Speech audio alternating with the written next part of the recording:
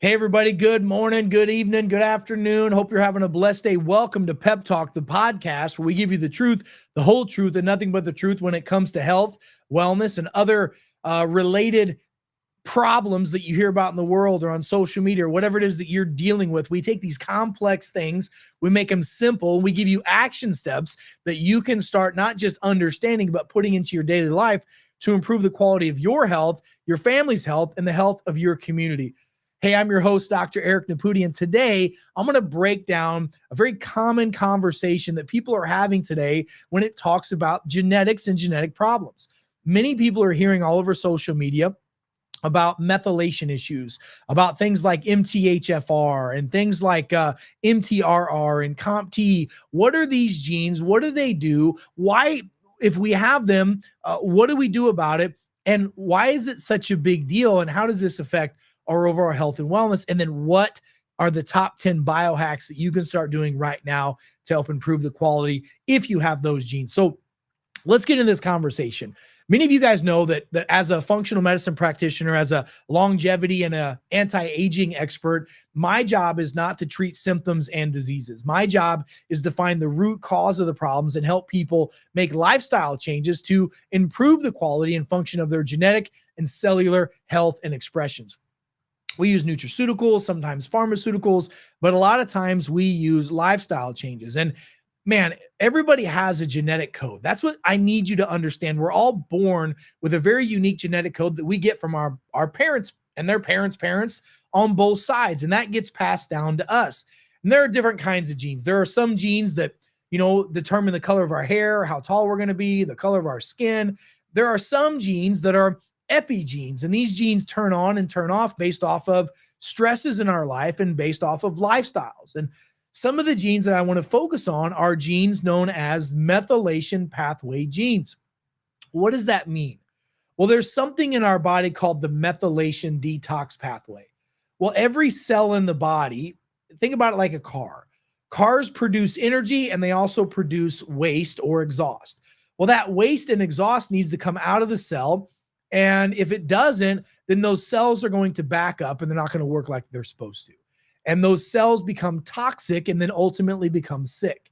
And if our cells become sick, our organs become sick. If our organs become sick, our organ systems become sick. If our organ system becomes sick, we as an organism become sick and we get symptoms, diseases, and ultimately diseases. And we don't want to deal with that stuff. So this is one of the most fundamental aspects of human health that's out there. I firmly believe that every man, woman, and child on the planet should run a genetic profile test to find out what genes are firing right and not firing like they're supposed to. I like a genetic profile that we do. It's called the BioLimitless Self-Discovery DNA Kit. It measures over 800,000 genetic markers, 800,000.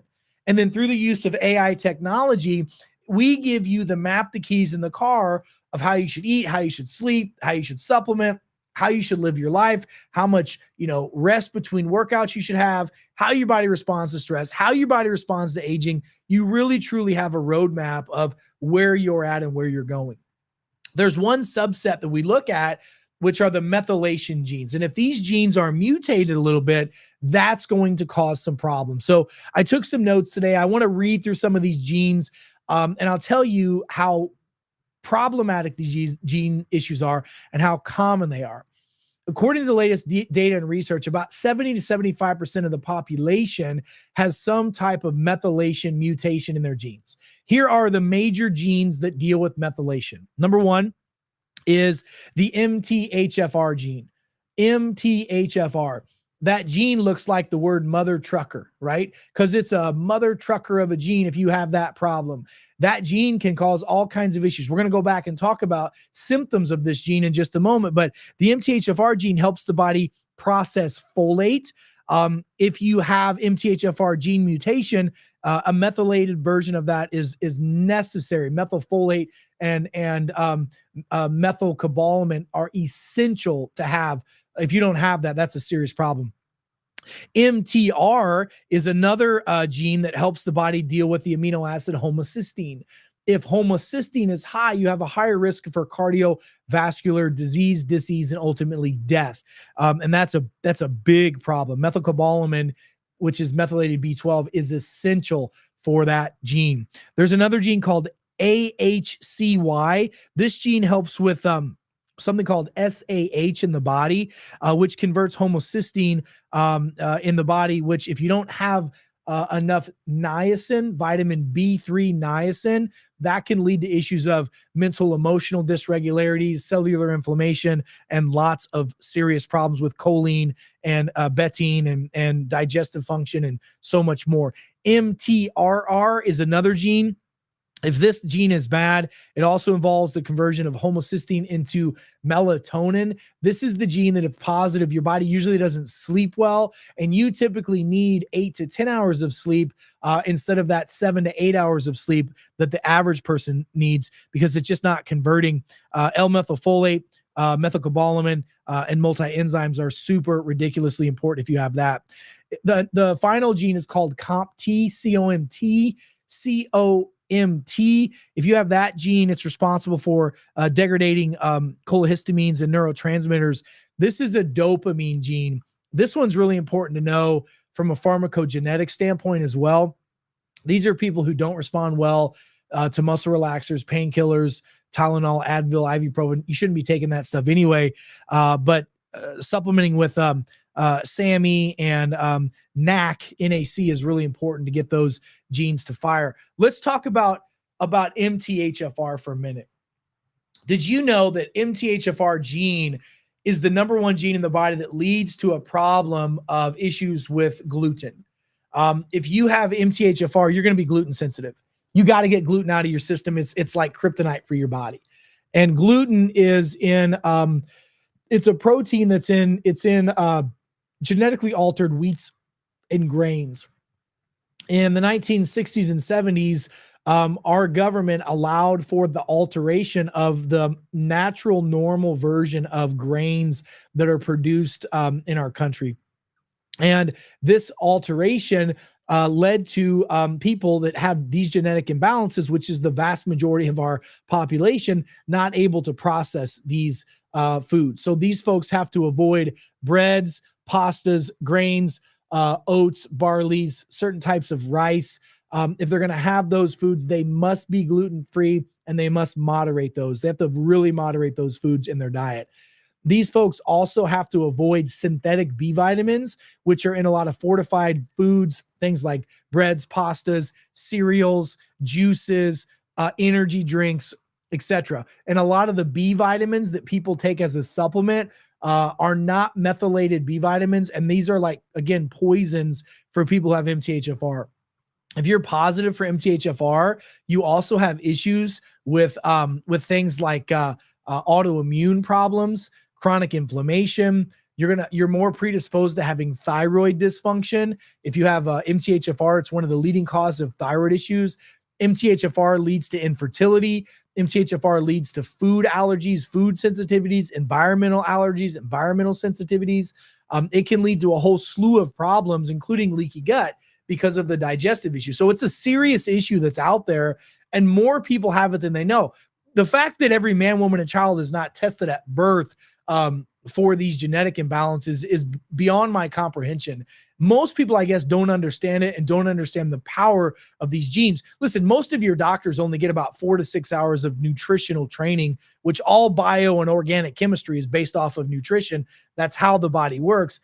But they don't get that. And they certainly get maybe 1 hour or less of genetics. And they definitely don't get epigenetic, which is exactly what we're talking about. And what we're talking about even more is called nutrigenomics, which is looking at your genes and making lifestyle and nutritional changes in order for the body to, work like it's supposed to and have full cellular expression. So it's important, first of all, to know that, right? I mean, when we were kids, when I was a kid, we used to watch a cartoon, and the cartoon is G.I. Joe. And remember, they said knowing is half the battle. Well, if you know you have the problems, that's half the battle. Now, what do we do about it? Which is why I love that genetic profile test, because it takes all the guesswork out and it tells the patient exactly what they need to do. Now, if you have methylation pathway mutations, I'm going to give you some of my top 10 favorite biohacks to help improve your life. Number one, I already said it. supplementing with a methylated multi-B vitamin. B vitamins are what helps the body produce ATP. That's real energy. Caffeine doesn't produce energy. B vitamins produce energy. B vitamins and eating protein are the key to energy. So here's what we need to do. We have to supplement with methylcobalamin. That's the methylated form of B12. We need to supplement with methylfolate or L-methylfolate. That's the methylated form of folic acid. Typically, we try to get between 1,000 and 5,000 micrograms a day of methylcobalamin and 400 to 800 micrograms a day of methylfolate. That'll help you immensely.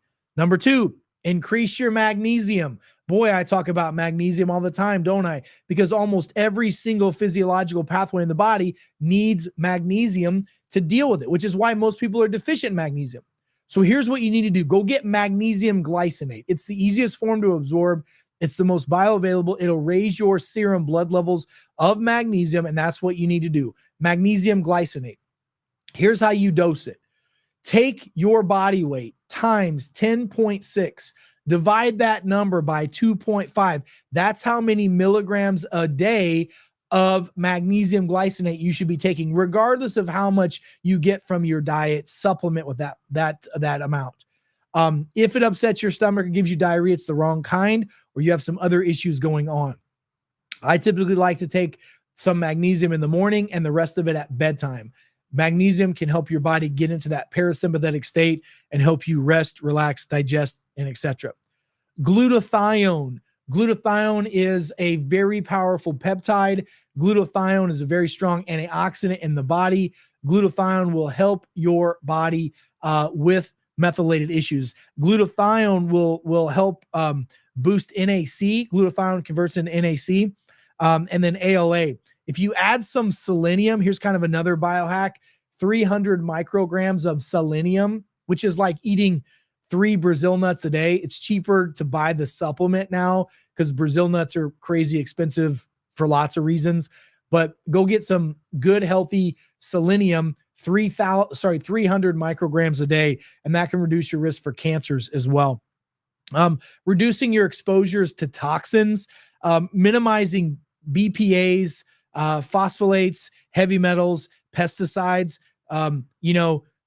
drinking clean, healthy water. I like hydrogen infused water. I like water that has removes the chlorine and fluoride out of it, puts minerals back in it, and gets hydrogen back in the water. That will help you and help you quickly.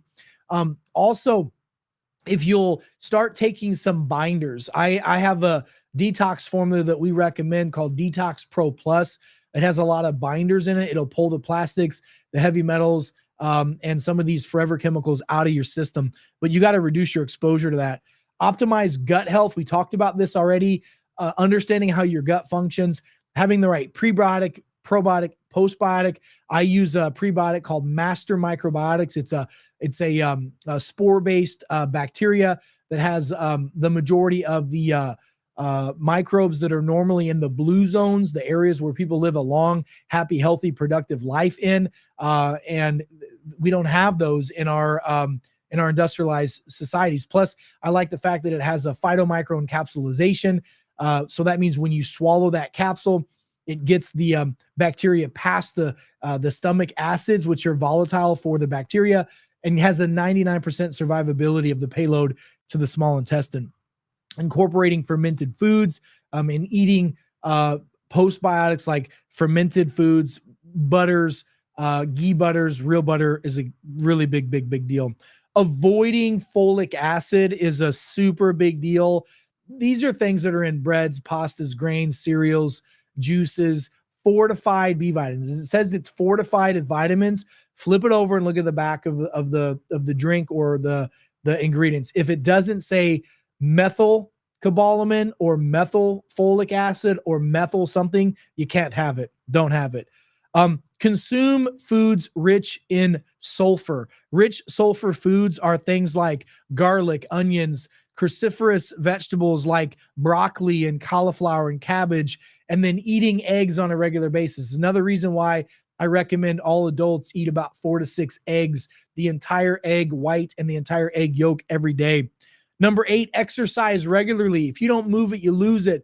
Exercise contracts muscles. Muscles pull glucose and sugar out of the bloodstream, keeps your sugars balanced, and also helps the body reduce inflammation and detoxify.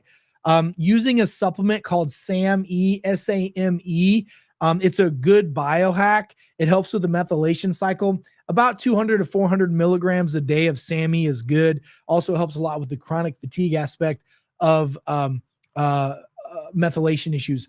You could also go get a high dose vitamin C IV, or a Myers cocktail IV is very, very good. And then number 10, reduce your stress and optimize your sleep. I mean, we know that mitigating and minimizing your stress, using mindfulness, using meditative exercises to help your body rest, relax, digest, and sleep is a game changer. Knowing if you have the MTRR gene is important, because you need a good 8 to 10 hours of sleep instead of 7 to 8 hours of sleep on a given day if you have those. So again, these are the gene mutation pathways for methylation. It's very common. We see this a lot. I want you to go back and watch this, rewatch this, share this with your friends and family. This is so common. I mean, we see this with our ADD, ADHD kids. We see this with our chronic digestive kids and adults. We see it with chronic illness with patients. We see it with people that have trouble getting rid of metabolic syndromes. These methylation pathways are problematic in the vast majority of our population, and it's going to continue to get worse. So knowledge is power, but wisdom is taking this knowledge and truly applying it to your life. So folks, here's what I want you to do. Go back and rewatch this podcast. Send this to friends and family. This one's a big one. People need to know about this. So go to our website, go to peptalk.world. That's peptalk.world. Make sure you go to our social media sites, like, share, subscribe, share all of our videos, and tag us whenever you're implementing some of these things into your social media platforms as well. We need as much help getting the truth out, because there's a lot of suppression out there of the truth, because it's really easy to keep you fat, sick, and enslaved. And that's what they want. We want to set you free, and we know the truth will set you free. So folks, until we meet again, I'm Dr. Eric Naputi. God bless you. God bless America, and God bless the world. Stay smart out there, and I'll see you next time. Be well.